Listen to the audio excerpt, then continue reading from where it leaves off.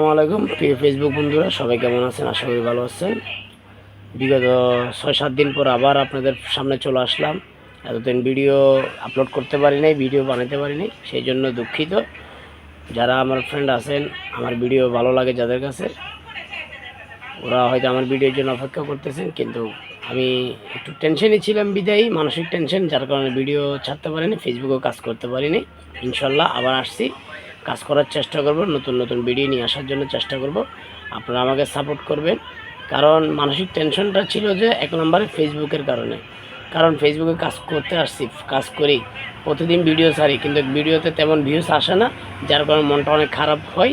যার কারণে ফেসবুকে মনে করছি যে কাজ করব না। যাক, কিছু মানুষ আশা দিয়েছে যে ধৈর্য ধরে কাজ করেন, ইনশাল্লাহ ভিউজ আসবে। তো সেই আশাবাদী।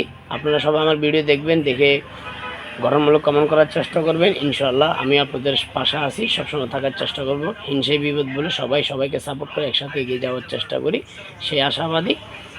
তো আমি একটা কথা বলবো, আমার ফলোয়ার আছে 507 জন এই নতুন পেজে। তো মাশাল্লাহ বিগত 3 মাসের ভিতরে যে ফলোয়ার আসছে, আমি এতে অনেক খুশি, কিন্তু আমার ফলোয়ার হিসেবে আমার ভিউজ তেমন আসতেছে না। সো আপনারা যারা আমার ভিডিও দেখেন সবাই আমাকে সাপোর্ট করার চেষ্টা করবেন, ইনশাল্লাহ আমি আপনাদেরকে সাপোর্ট করব, নতুন নতুন ভিডিও নিয়ে আসবো আপনাদের সামনে। আপনারা সে দোয়া করবেন আমার জন্য, আমি আপনাদের জন্য দোয়া করব। সবাই ভালো থাকবেন। আসসালামু আলাইকুম।